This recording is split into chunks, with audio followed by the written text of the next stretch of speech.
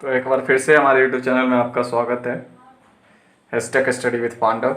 सो 9th class का मैंने 3 chapter already geography के ख़त्म कर रखे हैं। पॉलिटिकल साइंस के भी 3 चैप्टर ऑलरेडी ख़त्म हो रखे हैं और 4th चैप्टर का मैंने एक एपिसोड दे दिया था। ठीक है, कुछ कारणवश मुझे 4th चैप्टर स्किप करना पड़ रहा है। ठीक है, मैंने जो पेज लिखा था वो कहीं और रख दिया हूँ मैं, तो मिलते ही मैं आपका 4th चैप्टर कंप्लीट करा दूंगा। ठीक है, तो 5th चैप्टर स्टार्ट करते हैं। तब तक 4th चैप्टर और 5th चैप्टर में कोई रिलेशन नहीं है, इसीलिए मैंने स्किप कर दिया है। कोई आपको प्रॉब्लम क्रिएट नहीं होती। अगर दोनों में रिलेशन होता तो मैं पहले 4th ही कंप्लीट करता। ठीक है, तो इससे कोई बड़ा इफेक्ट नहीं पड़ेगा। तो चलते हैं 5th चैप्टर स्टार्ट करते हैं कि प्राकृतिक वनस्पति एवं वन वनस्पति क्या होता है। प्राकृतिक वनस्पति का कहने का मतलब ये हुआ ऐसा वनस्पति जिसमें मानव का कोई हस्तक्षेप ना हो लंबे समय तक। ठीक है, पहाड़ी इलाकों में जो आपको वनस्पति दिखती है, क्या वहां पे मनुष्य जाते हैं लगाने? नहीं, वहां पे खुद जो है वो धीरे धीरे बढ़कर बड़ा होता है। वहां पे कोई भी हस्तक्षेप मनुष्य द्वारा नहीं किया जाता उसमें। ठीक है, तो चलते हैं रियल डेफिनेशन की ओर। जो मनुष्य की सहायता के बिना, यानी बिना किसी मनुष्य के हस्तक्षेप के बिना अपने आप विकसित होती है और लंबे समय तक उस पर मनुष्य का कोई तरह का कोई प्रभाव नहीं होता, उसे प्राकृतिक वनस्पति, और प्राकृतिक वनस्पति को अक्षत वनस्पति भी कहते हैं। ठीक है, आप याद रखोगे, प्राकृतिक वनस्पति को अक्षत वनस्पति भी कहते हैं। चलते हैं नेक्स्ट। और ये हो गया पर्वतीय वन, रेगिस्तानी वनस्पति। तो मैंने जैसे बताया पर्वतीय एरिया में उतना बड़ा बड़ा जो वन देखते हो, क्या वो मनुष्य द्वारा लगाया जाता है? बिल्कुल नहीं लगाया जाता है। वहाँ के टेम्परेचर, वहाँ के जो भी वातावरण है उसके अकॉर्डिंग वो खुद डेवलप होती है। ठीक है, और बाद में लंबे समय अवधि के बाद उसमें हस्तक्षेप किया जाता है, या तो उसको व्यावसायिक रूप से किया जाए या तो व्यावसायिक रूप से और भी ज़्यादा बेनिफिट कमाने के लिए थोड़ा हस्तक्षेप किया जाता है, उसमें काम किया जाता है। ठीक है, सरकार द्वारा हो या मनुष्य द्वारा। ठीक है, लेकिन लंबे समय अवधि तक उसमें कोई तरह का हस्तक्षेप नहीं होता जब तक बड़ा नहीं हो जाता है। बड़ा होने के बाद सरकार उसे बिजनेस के रूप में यानी व्यवसायिक रूप में भी इस्तेमाल करती है। ठीक है, या तो वहाँ पे अभ्यास जैसा भी, जैसे मान लो कि वन अभ्यारण्य बना देती है वहाँ उस प्राकृतिक वनस्पति में। तो फिर चलते हैं नेक्स्ट। कृषि फल और बागवान वनस्पति तो है लेकिन प्राकृतिक नहीं है। ठीक है, भारत में लगभग 47,000 जाति के पौधे पाए जाते हैं, लगभग।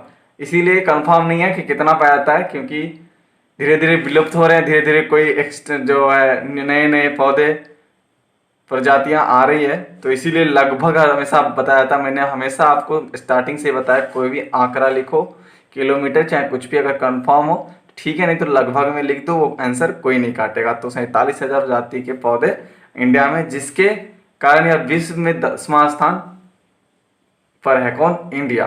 ठीक है, चलते हैं आगे। 15,000 फूलों के पौधे तथा 89,000 जातियों के जानवर हैं। इतने टाइप के जानवर हमारे इंडिया में पाए जाते हैं। 15,000 के आसपास फूल के पौधे पाए जाते हैं और 47,000 जाति पौधे पाए जाते हैं। फूल के सिर्फ 15,000 हैं। ठीक है, चलते हैं नेक्स्ट पेज में। आई होप यहाँ तक आप समझ गए होंगे। कोई डाउट हो तो आप डायरेक्ट मुझे पूछ सकते हैं। और अगर आप हमारे चैनल पे नए हो तो हमारे चैनल को सब्सक्राइब कर लें, बेल आइकन का बटन दबा दें, ताकि आने वाली जो वीडियो होंगी आपके नोटिफिकेशन के जरिए आपके मोबाइल तक चली जाएगी। और अगर हमारे व्हाट्सएप ग्रुप में आप ज्वाइन नहीं कर रखे हो, अगर 9th के बच्चे हो तो आप ज्वाइन कर जाएं। वहाँ पे बच्चे आप हमेशा क्वेश्चन पूछ सकते हो 24 आवर। जब भी मैं सीन करूँगा आपका आंसर आपके पास होगा। ठीक है, तो चलते हैं नेक्स्ट पेज।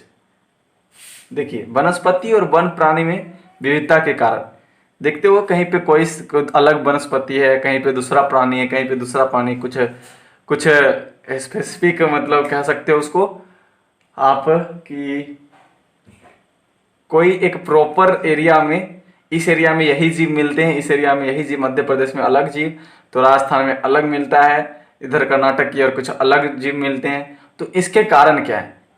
इसके कारण यही हो सकते हैं कि वो अपने शरीर का टेम्परेचर के अकॉर्डिंग अपना एरिया खोजता हो। सिंपल बात है।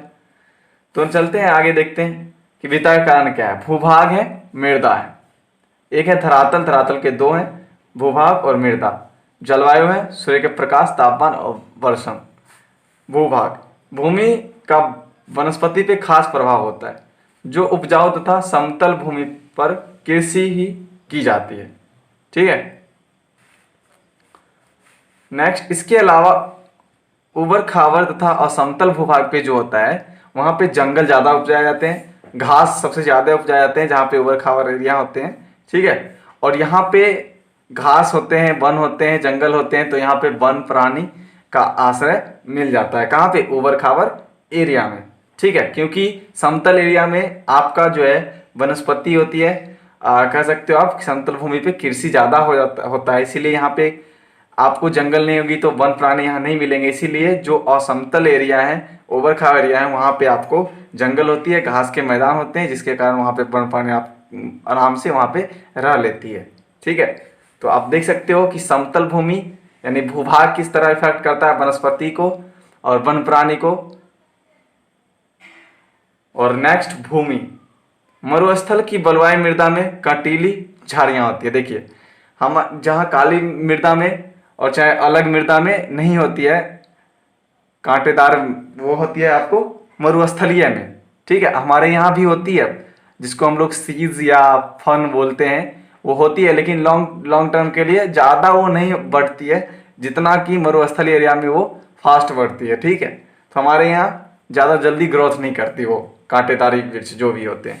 ठीक है। और जो झाड़ियाँ ज़्यादा होती है वहाँ मरुस्थलीय एरिया में, क्योंकि वहाँ पे उनको नमी नहीं मिलता है, इसीलिए वो कांटेदारी झाड़ियाँ होती है। ठीक है। डेल्टा क्षेत्र में पर्णपाती वन पाए जाते हैं। अब आगे पढ़ेंगे पर्णपाती वन क्या होता है। ठीक है। नेक्स्ट, मृदा के बारे में, जहां मृदा का परत गहरी हो वहां शंकुआधारी वन पाए जाते हैं। ठीक है। देख सकते हो आप कि भूमि किस तरह इफेक्ट करता है कि कहाँ पे कौन सा वन है, किस तरह की वहां पे वन होगी, झाड़ियां कहाँ कटीली होगी, कहाँ पर्णपाती वन होगी, कहाँ पे शंकुआधारी वृक्ष होगी। तो इस तरह आप देख सकते हो जहाँ पे मोटी मोटी परत होती है मृदा की वहाँ शंकुआधारी वन होती है। जहाँ जहाँ डेल्टा क्षेत्र होता है वहाँ पे पर्णपाती वन होती है। या पर्णपाती का सिंपल मीनिंग है वो अपना जो पत्ता होता है, जो उसकी पत्तियां होती है, वो अपना 12 महीने में एक बार कभी ना कभी पूर्ण तरीके से गिरा देती है। ठीक है। और किस तरह आप देख सकते हो कि कंटीली पेड़ पौधे चाहे झाड़ियां कहाँ होती है मरुस्थलीय में। तो इस तरह भूमि भी एक कारण है विविधता का, जो वनस्पति और वन प्राणी को बांटने में सहायता करती है कि इस एरिया में कौन से झाड़ियां होगी, पौधे होंगे। तो आप, आई होप आप यहाँ तक समझ गए। चलते हैं नेक्स्ट पेज में। देखिए, पर्णपाती वन, जैसा कि मैंने बताया था, वहां पे आपको उसको पतझड़ वन भी आप बोल सकते हो। ठीक है। जहां पर हर वर्ष पेड़ पौधे किसी भी मौसम में पेड़ पौधे अपने पत्तियां को पूर्णतः गिरा देती हैं। आप अपने घर गांव, अपने घर के आसपास भी देखते हो कि ऐसा मौसम एक बार जरूर आता है जो जहां पर ऐसा मौसम है कि आप देखते हो कि पीपल आपके घर के आसपास हो, तो देखते हो एक बार वो साल में एक बार पूर्ण तरीके से उसमें से पत्ते गिर जाती है, चाहे बेल का हो, चाहे आपका पीपल का हो, चाहे नीम का हो, चाहे आंवला का हो। तो ये सब पर्णपाती वन के अंतर्गत आती है। ठीक है। हमारे यहाँ कम मिलते हैं ये सब, एक ऐसा ही एरिया है जहाँ पे सिर्फ आपको पर्णपाती वन ही मिलेगी, इसको पतझड़ वन बोलते हैं। ठीक है। अब देखो तापमान किस तरह इफेक्ट करता है। वनों में विविधता का महत्वपूर्ण कारक है कौन? तापमान। देखो, सूर्य की प्रकाश, यहाँ मान लो कि ये धरती है, ये आपको पता होगा भूमध्य रेखा, चाहे आप विषुवत रेखा जिसको बोलते हो, ये सूर्य की प्रकाश है। आपको पता होगा कि जो है 23.5 डिग्री साउथ और नॉर्थ में ज़्यादा फोकस आती है और ऊपर कम जा पाती है सूर्य की प्रकाश। तो इस तरह उष्णकटिबंधीय वन इधर मिलती है। ठीक है। और इधर भी फिर इधर उपोष्ण कटिबंधीय मिलते हैं। ठीक है। तो आई होप कि तापमान किस तरह इफेक्ट करती है ये भी आप देख रहे होंगे। जहाँ पे तापमान मिलती है और साथ में नमी मिलती है पानी की, वहाँ पे ज़्यादा जल्दी ग्रोथ करता है कौन सा? पेड़ पौधे। ठीक है। सिर्फ तापमान या सिर्फ पानी से नहीं होते। जहाँ पे पानी सिर्फ पड़ती है, ठीक है, वहाँ पे हरा भरा जंगल आपको ज़्यादा मिलते हैं, जैसे मेघालय की तरफ आप देख सकते हो। ठीक है। शिलोंग के पास। सूर्य की प्रकाश किस तरह इफेक्ट करते हैं? जहां पे सूर्य का प्रकाश ज्यादा मिलते हैं वहां पे पौधे जल्दी बढ़ते हैं। वर्षा वाले क्षेत्र में अधिक सघन वन पाए जाते हैं और यहाँ पे अधिक सघन वन पाए जाते हैं, लेकिन हरा भरा होता है। चलते हैं नेक्स्ट पेज में। आई होप आप यहाँ तक समझ गए हो। कोई भी प्रॉब्लम हो आप डायरेक्ट हमें कमेंट सेक्शन में बताएंगे, और अगर आपको वीडियो कैसी लगी वो भी जरूर आप कमेंट सेक्शन में बताएं, ताकि हमें मोटिवेशन मिले और अगली वीडियो और भी इससे बेहतर लाभ आपको दे सकूं। ठीक है, अब इसमें देखेंगे कि वन का क्या महत्व है और वन के विनाश के कारण क्या है। क्या हमारे सबसे बड़ा कारण यही हो सकता है कि मनुष्य धीरे धीरे लालची हो रहा है। वन को जिस तरह हम लोग कह सकते हैं कि अनियोजित तरीके से यूज कर रहे हैं, लेकिन हम लोग उसका जो है संरक्षण सही तरीके से नहीं कर पा रहे हैं। सरकार अच्छी नीति नहीं बना रही है बट वो इफेक्ट में नहीं आ रहा है। ठीक है, जैसे कि हमारा संविधान तो बना हुआ है, ठीक है, लेकिन अगर वह आपको लगता है कि संविधान जो है हमारा पूर्ण रूप से इफेक्ट में फोर्स में लाया गया है, बिल्कुल नहीं लाया गया है। संविधान अगर एक दिन के लिए अगर पूर्णतः तरीके से लागू कर दिया गया तो आप भारत विश्व का विश्व गुरु बनने से कोई नहीं रोक सकता है भारत को। एक दिन, सिर्फ एक दिन, मात्र एक दिन अगर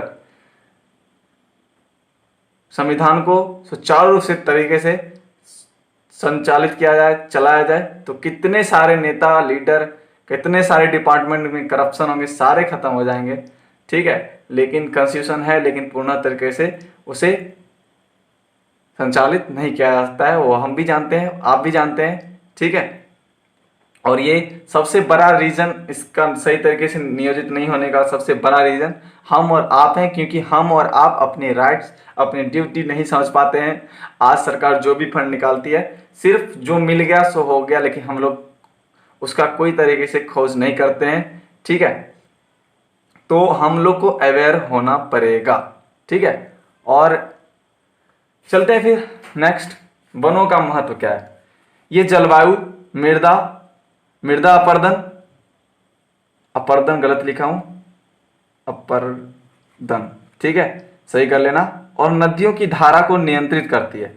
ठीक है, वन जो है मृदा अपर्दन रोकती, कैसे रोकती है। मृदा, जैसे मान लो ये वन है, ठीक है, जल के साथ जो मिट्टी बहाव में आती है जड़ से लग के रुक जाती है, जिससे क्या होता है कि मृदा जो है कटना बंद होता है। और जैसे कि ये वन है मतलब इसका जड़ होगा, तो ये मिट्टी में जकड़ा होता है, तो पानी की फोर्स इसे बहाके नहीं ले जा पाती है।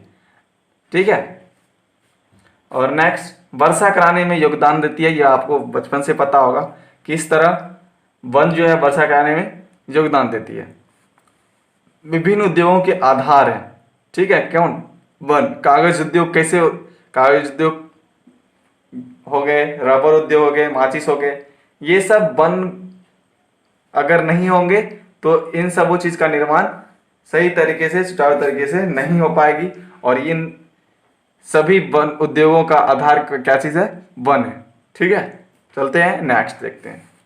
पशु पक्षी जीव जंतु को आश्रय देती है वन। ठीक है, जिस तरह हम लोग अंधाधुंध कटाई कर रहे हैं वनों की, आप देखते होंगे कि धीरे धीरे जो हमारे पशु पक्षी हमें पहले नजर आती थी, अब धीरे धीरे विलुप्त नजर आ रही है। तो वन की कटाई में देखेंगे किस तरह हम लोग इफेक्ट किए हैं, क्या कारण है जो वन हानिकारक हो रही है, हमारे लिए भी हानिकारक साबित हो रही है, क्योंकि धीरे धीरे वन कट रही है। तो आपको पता होगा कि इकोसिस्टम अनबैलेंस हो रही है। ठीक है, इकोसिस्टम क्या होता है आगे देखेंगे हम लोग इसी चैप्टर में। पारिस्थितिक तंत्र है इसका एक टॉपिक, वो भी हम लोग पढ़ेंगे। चलते हैं नेक्स्ट। पवन और तापमान को नियंत्रित करती है कौन, वन। और अब देखते हैं वन के विनाश के कारण क्या क्या है। उद्योग का विकास, जिस तरह हम लोग उद्योगीकरण कर रहे हैं, इंडस्ट्रियलाइजेशन कर रहे हैं, उस तरह धीरे धीरे हम लोग वनों को काटना स्टार्ट कर दिए हैं। और कह सकते हो आप कि जैसे बांध बना रहे हैं। ठीक है, एक बांध बनाते हैं तो लंबी खाली जगह में बनाते हैं, जैसा कि आप देखे होंगे नर्मदा बचाओ आंदोलन, जो आप अगर पढ़े होंगे तो उसमें आपको देखने को मिला होगा कि कितने एरिया में नर्मदा बांध बन रही थी और बहुत सारे जंगलों को काटा गया। तो इस तरह से आप कह सकते हो कि एक बांध का निर्माण भी एक वन का विनाश होने का एक कारण है। औद्योगिकरण तो है ही, क्योंकि औद्योगिकरण से जो क्या होता है कि एरिया चाहिए, एरिया के लिए जो खाली स्थान चाहिए तो आपको वन कटवाना पड़ता है, प्लस में जो हानिकारक गैस निकलती है वो इफेक्ट करती है वनों को, जिससे वन ज़्यादा जल्दी ग्रोथ नहीं करता है, वो सूख जाती है जल्दी फास्ट में। ठीक है, तो नेक्स्ट देखते हैं शहरीकरण। जिस तरह से गांव का निर्माण, शहर का निर्माण हो रहा है, तो शहर का निर्माण तो आकाश में तो नहीं हो रहा है, जमीन पे हो रहा है। उसके लिए क्या चाहिए, धरती पे जगह चाहिए। तो धरती पे जगह के लिए हमें क्या करना पड़ेगा, क्योंकि धरती तो लिमिट है, वो तो धीरे धीरे बढ़ नहीं रही है। ठीक है, तो उसके कारण क्या करना पड़ता है हमें, अगर कुछ बनाना है तो हमें क्या करना पड़ता है, वन को काटना पड़ता है। पशु के लिए चारागाह, धीरे धीरे हम लोग क्या करते हैं, पशु की जनसंख्या बढ़ रही है तो चारागाह हम लोग कहाँ से लाते हैं, वनों से लाते हैं। तो जिसके कारण क्या होता है कि हम लोग हरे पेड़ पौधे को काट देते हैं पशु को खिलाने के लिए। उसका अलग भी उपाय है, बट हम लोग क्या करते हैं, वनों को ही विनाश करना सही समझते हैं, जो आगे जाके हम लोग के लिए हानिकारक साबित होगा। जनसंख्या वृद्धि, अब देखो जनसंख्या वृद्धि हो रहा है तो मकान बनेगा, हर एक कुछ बनेगी, तो उसके लिए भी घर चाहिए, निवास चाहिए निवास तो चाहिए ही होगी। तो इसके लिए वन हम लोग काटते हैं। निर्माण कार्य जैसे बांध बनता है, उद्योग बनता है, सड़क बनता है, आवास बनता है, इन सभी कारणों से वन का विनाश होता है।